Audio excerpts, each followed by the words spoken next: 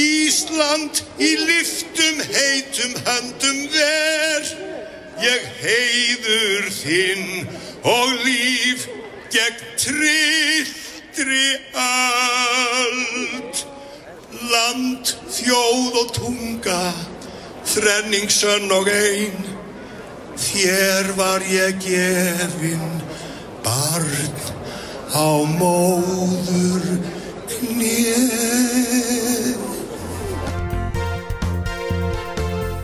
Já.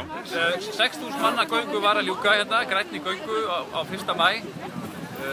Vanir menn segja að hér hafi verið 6.000 manns. Krafa göngunar var skýr og var svo að við vorum að hvetja Alþingi til góðra verka í umhverfismálum, en líka krefjast þess að það verði ekki farið út í stóriðjustefnu með álverum og virkjunum í andstöðu við rúmlega helming þjóðarinnar.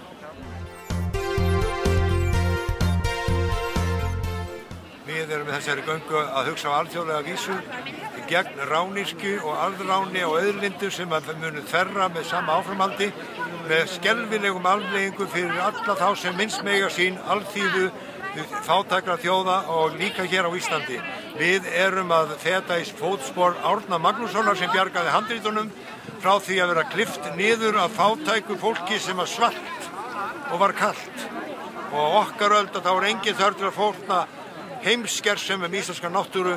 Við hljótum að geta blómstrað á betri hátt en það.